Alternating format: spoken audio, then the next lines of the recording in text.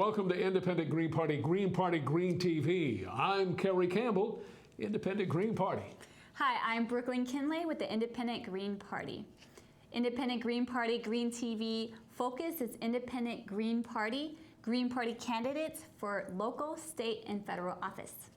Green Party, Green TV reports on positive Green Party, Green New Deal, eco jobs for the economy. Green Party solar jobs, wind jobs, geothermal jobs. Green Party insulation jobs, conservation jobs, weatherization jobs. Green Party rail jobs, building walkable, bikeable, pedestrian, and rail-friendly communities. Green Party, Green TV is about positive Green Party, Green New Deal solutions. Independent Green Party local, state, federal, and presidential candidates offer positive eco-solutions. Eco-capitalism's prices must tell the environmental truth. A green industrial revolution means jobs, and we need to cut taxpayer subsidies to zero for fossil fuels, big oil, big auto. The biggest way people give up power is by not knowing that we have it to start with. Well, we've got it, and we're going to use it. And it doesn't come from the big corporate political parties that are bought and paid for by Wall Street. Their choices are not our choices. Their candidates are not our candidates. Their economy is not our economy. Their government is not our government. Their prisons are not our prisons. Their police are not our police. And their endless wars are not our wars. And their recovery for the few is not our recovery. The 1% is quaking in their boots because we're waking up to the fact that we have the power and we're going to use it. We have the power to make the minimum wage a living wage. We have the power to turn the tide on climate change. We have the power to create a welcoming path to citizenship. We have the power to end the racist war on drugs. It's in our hands.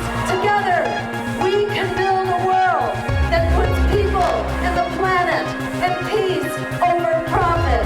That's in our hands. Our power to create this new world. It's not in our hopes. It's not in our dreams. It's in our hands. Thank you.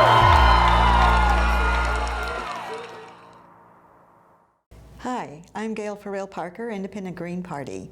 The Green Party is now on the ballot in 45 states, an official write-in candidate on an additional 3 states for a total of 48 states. The Green Party is one of only 4 national parties in the U.S. The Green Party could, if it receives the popular vote in enough states, could get enough electoral votes to actually win the election. Yet the Presidential Debate Commission, which is ruled by the 2 larger parties, are allowing only the 2 larger parties into the televised debates.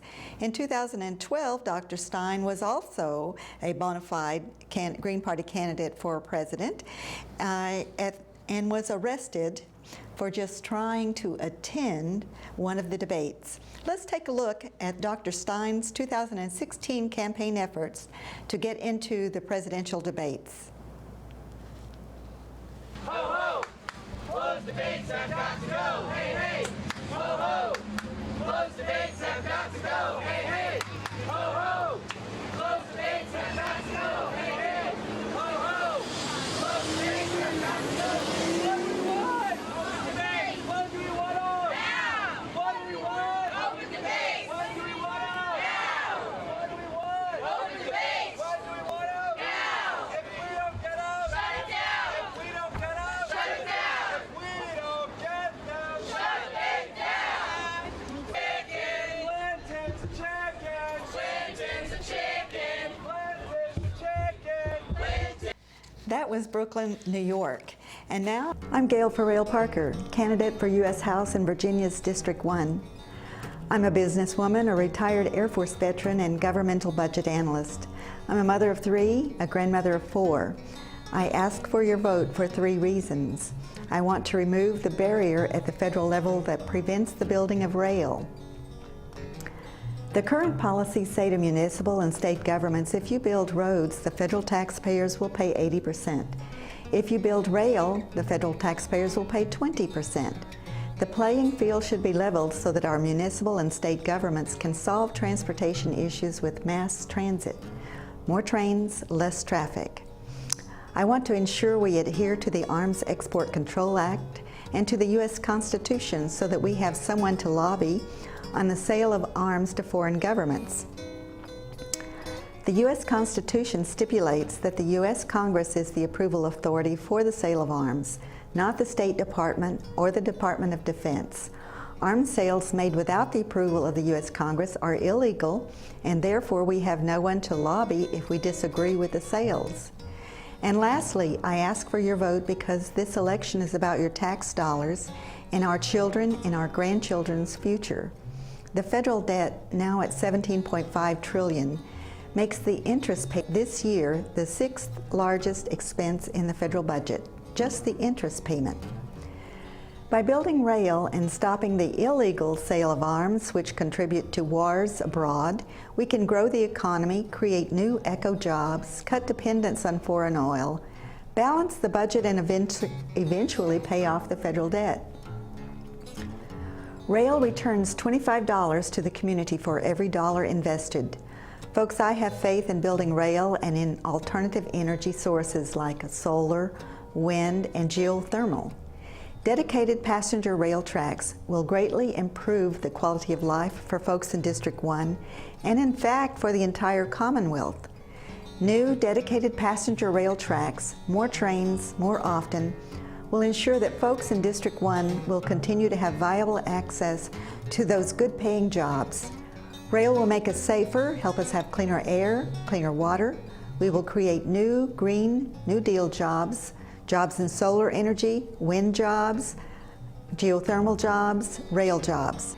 We can grow the economy and reduce the debt by building rail. That is why I am the best choice in this race. Citizens want new dedicated rail tracks with more trains that run more often, Williamsburg to Charlottesville and Richmond to the National Capital Region. Send me to Washington so you can count on me to get the job done. And now, Julio, gracias. So thank you again for being here with us today. You're a candidate on the ballot in Virginia's 8th Congressional District. You're a retired FBI special agent. Yes. And a candidate for Congress. Yes, indeed. So, Julio, tell us a little bit about where you were born, where you grew up, how you got. Yeah, well, first of all, thank you for the invitation, for letting me be here. I was born in New York City a long time ago, and my family traveled a lot, but I consider my previous hometown Albany, New York. But I say my current hometown is Falls Church, Virginia, because it's the place where I've lived the longest in one place. So, and the reason I became an FBI agent, and I think if you ask every FBI agent why they became an agent, and fundamentally will be because they want to save the world. There are monsters out there. There are very evil people out there. And you know, as you grow up, you have heroes and you want to do good. And that is, becoming an FBI agent is really the manifestation of that desire to do something good for the world, to get rid of those people that would harm others. So that is the essence of the motivation in becoming an FBI agent, and it certainly was for me. I see. Well, great. And your son was handing out your flyers at the Metro station the other day, and I noticed you have a strong platform on Metro. Would you tell us about that a little bit? Yes. You see, one of the reasons I'm running is because I feel that many of the elected officials we have do not have a personal stake in the decisions they make. And I think Metro is an illustration of that. I rode the Metro for 15 years, and I could see what was once a system that we could be proud about is now in disrepair because I rode it. And riding it every day for almost every day for 15 years, I could tell you almost a time when I realized that the system is breaking down. If you don't ride the metro and you just kind of oversee it from afar, you're not going to have that experience of, hey, there's something going on here, something that's not working right. The ride isn't the way it should be or the way it was. And I think as an elected official, many of the problems that we have as individuals, I also share. I'm not isolated from those things, and Metro is one of the illustrations that I put in my leaflet. Now for Metro, I think is very important. I mean, the damage is done, and people must remember that Metro also has a national security component. Washington, D.C. is the nation's capital. The Metro's finest hour was during September 11, and I was there. And you couldn't get out of D.C. almost any other way by walking or taking the Metro. That was its finest hour. And we have to remember that it's an important component in if there was ever another emergency, could Metro do what it did that day? And we have to bring back that reliability. So one of the simple things that I would like to implement is that the congressmen, the elected officials, federal officials, in the area that Metro serves should be on the board, because that brings a spotlight. No, everyone comes, the elected officials come after things happen. I want to be there as things are happening, as the reliability comes back, where I can be helpful to improve the quality of the service, the ride, and the safety of the Metro. And I think we also should have regular riders of the Metro. I think their opinions are essential to having a quality and efficient and effective Metro system. And would you support having a dedicated funding stream for the Metro? I think actually in Virginia there is a bond that's going to be on the ballot, and I certainly would support that. That will help support the Metro. Yes, I would. We have to. I mean, we have to. We need to move people efficiently, and the irony is that because of the Metro, people come to this area of Northern Virginia, and yet the Metro is kind of saying, hey, we can't handle you. We have to have a final way, and money is definitely an issue, but it's not the only issue. We also have to have proper oversight of that money, because it had money in the past, and still we have this problem. Yes, I believe that our Metro system is the only Metro system in this nation that does not have a dedicated funding stream. Yes. Yeah. So each year they have to appropriate the funds for the upkeep of it.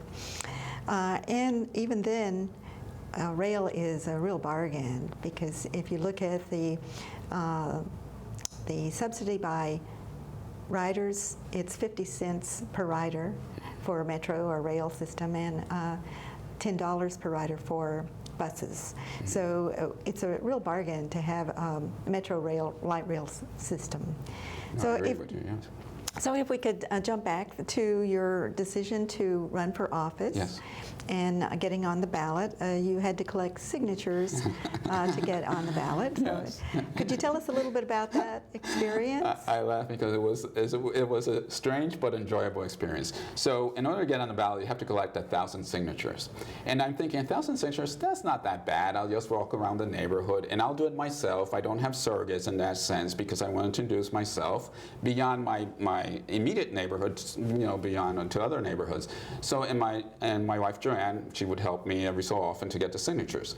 But then when I started knocking on doors, I would more often be greeted by a dog going ruff ruff than an actual person, because no one was home. So I had to find the right time to knock on doors, and I always felt a little bit like I was intruding on their time. So I was apologetic and say, hi, I'm running for Congress. I know you don't know me. I had a different little leaflet I gave them with some to identify myself, and I would normally get the signature, but when you get the 1,000 signatures, you really should get more. So I got 1,360 signatures, and those have to be validated by the Board of Elections. And what happens is that people think they're registered, but they're not really registered, or they were registered someplace else, and they're not registered currently where they are. Mm-hmm. So a lot of, or the Board of Elections cannot read the signature, and then they can't say, who is this person, So they invalidated over 300 of them, so we ended up with 1,017. So I made it, but I had no idea it would be so labor intensive to get it. So, Yeah, it's always a shock Yeah. for people to collect those signatures.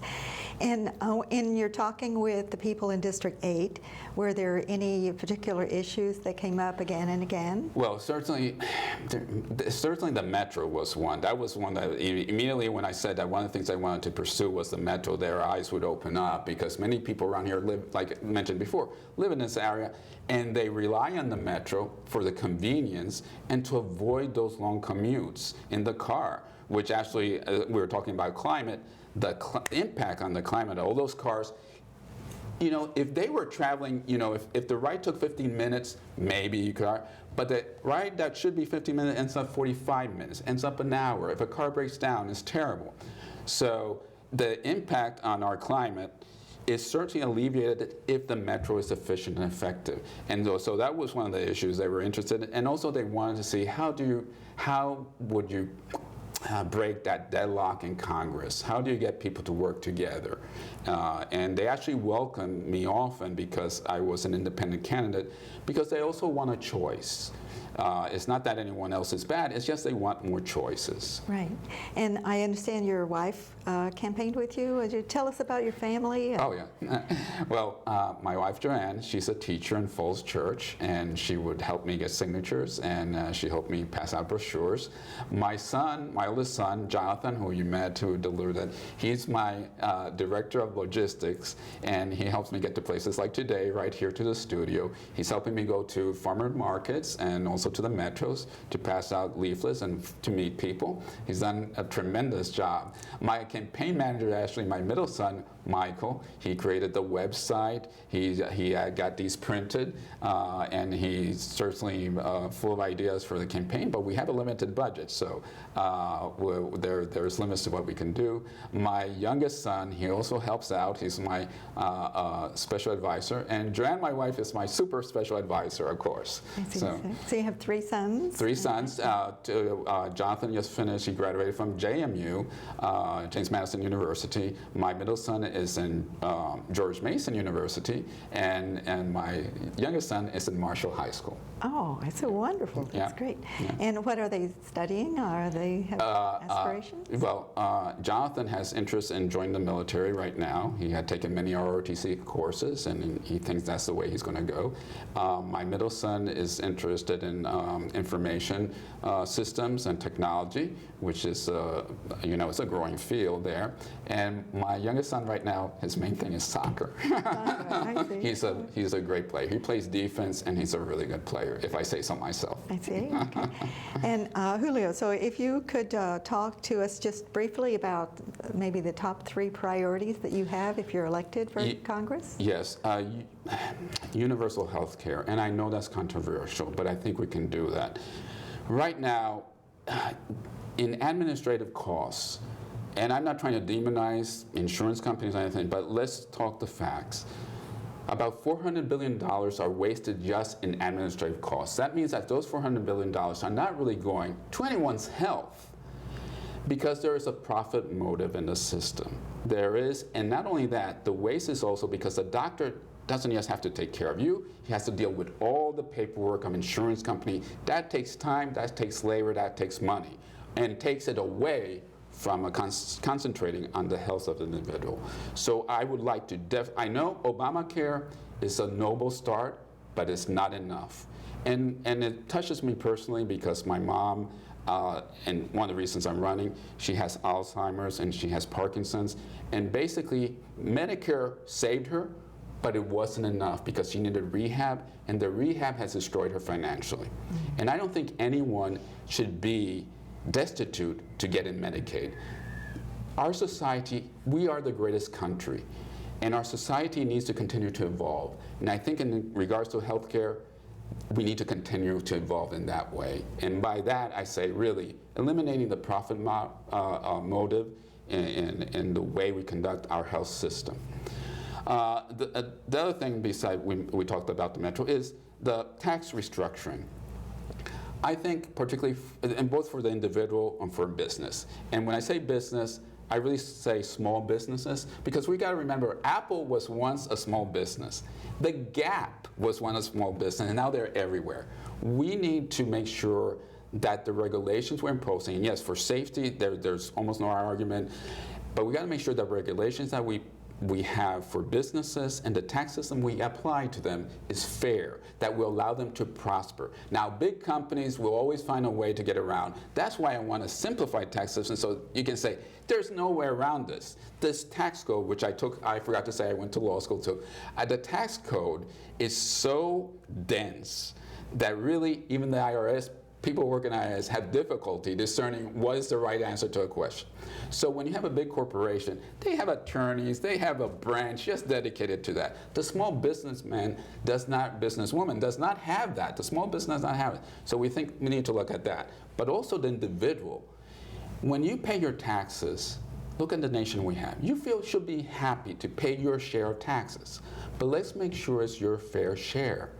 And one of the things I like to do is, because there's a minimum wage, there should be a minimal annual income where you are not taxed at all. And from that we can go contribute to your retirement, contribute to your health care, contribute to education before any cent goes to the government. In other words, you're going to take care of yourself and your family first, and then we take care of the family of Americans at large. And the last thing, which is not on here, because this is not one thing I want to speak on a personal level, is we need to make sure that our national security is indeed safe and secure. Unfortunately, we do have enemies in the world, and this is what I try to illustrate about. Take a look at the map, take a look at the globe, and circle the places where you could have a similar life to the one you have here. There really isn't that many. And much of the world, whether we like it or not, and we don't like it, is a jungle. And life in the jungle is nasty, brutish, and short. And there are people who want to do us harm. And we need to be able to have, like, cyber warfare. That is a thing. And we need to have the right defenses. Also, we have to make sure that not only do we have the proper military systems, armaments, and all that, but also that our soldiers and our Marines, if we have to engage them in battle, that they have the right tools to protect themselves. And we have to make sure, we're not that young a nation anymore. We have to have the wisdom to decide, should we send people or should we not? Should we be engaged or should we not? We do have enemies, but you don't always have to use force. There are other ways. We have many tools. That's why I say we're the greatest nation.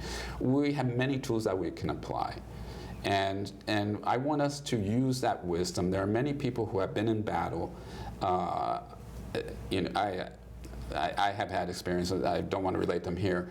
But when we send our children to war, we must be careful. We must make sure that is the last option we have. Those are our children we're sending. And that goes back to one of my themes, which is, I sometimes wonder if more of our elected officials in Congress had children in the military, they would have voted to invade Iraq. I have to wonder that. If they had children. They served in the military. Oh, yeah. Thank you very much. Oh, well, thank you, and I thank you for the opportunity. I really appreciate it. It's been very nice. I think the political system really sucks right now, and just getting the person with the right chromosomes, with 2 X chromosomes, is not the solution. Hillary's agenda is not a woman's agenda. That's right. I mean, this is reality. Our fate is together, We are on this small boat, and that boat is not doing so well. Just putting a token woman into the White House is not going to do it, particularly when that token woman comes with the whole history of working for Walmart, whose agenda could be more harmful to the cause of women and children than Walmart, that forces their employees onto public assistance and food support. A candidate who's been behind closed doors with Goldman Sachs and receiving hundreds of thousands of dollars in speakers' fees, and who won't release the content of those speeches. The candidate who has yet to find a war that she didn't love, who led the charge on Libya, who supported the war in Iraq and only recanted on that, like a decade later or so. This is not what women need for the way forward, and it's not what society needs. We need a real public interest agenda with a public interest party. That's what my campaign is all about. Look at what we consider to be the gold standard, which is HR 676. It is very explicit about the fact that we need to negotiate for the price of pharmaceuticals as well as medical service. Well, the Canadian model, the provinces administer the healthcare plans, which are all publicly insured plans, including publicly owned hospitals. Resident was, and they could decide that not everybody living in the state was a resident, and so people would be left out. Whereas under the HR 676, every person residing in the United States is in the system. And that makes the most sense from a public health standpoint. If you want to keep a population healthy, everybody needs to have access to health care. I mean, I don't know if people understand how simple healthcare is in Canada, and I assume in Europe too. It's one card, you get it more or less when you're born, and you show up and that's it. You show your card. I mean, on the House side, the Conyers office has pushed the bill and has, I think right now we have, on the newest one, we have 60 co-sponsors already on that. We've had as many as well over 100 in previous. If we want to get a real single-payer plan, what we're looking for is leadership. Leadership at the presidential level would be wonderful.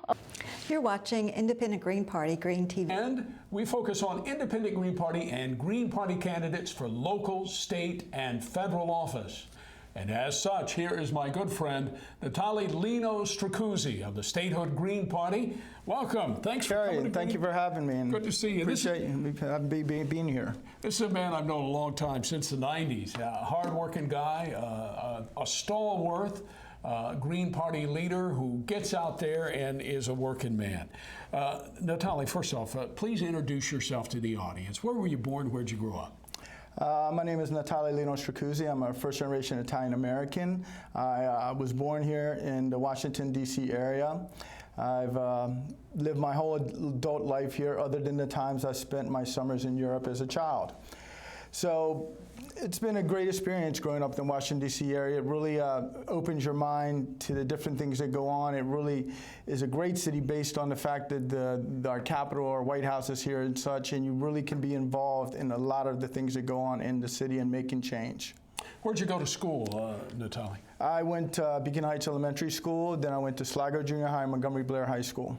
And one of the things that is always fascinating to me, of course, you speak Italian, and you have a group of folks who speak Italian in Washington, D.C., a community. Yes, we have the Italian Church Holy Rosary, which just celebrated its centennial last year. So I'm proud to say that I'm 2 generations of Italian Americans that have attended this church and had their baptism, first communion, and confirmation there. Be part of the positive solution. The Independent Green Party and Green Party recruits candidates for local, state, and federal offices across the U.S. Contact the Independent Green Party through their webpage at www.votejoinrun.us. In Virginia, people can contact the Independent Green Party at 703-351-1235. Email the Independent Green Party State Chairman, Joe Otto, at usrepublic@aol.com. And check out the Independent Green's YouTube channel, or contact the Independent Green Party on the Independent Green Party Facebook page. That's this edition of Independent Green Party, Green TV. Thank you for joining us. I'm Brooklyn Kinlay, Independent Green Party. I'm Kerry Campbell, Independent Green Party. See you again next time on Green Party, Green TV.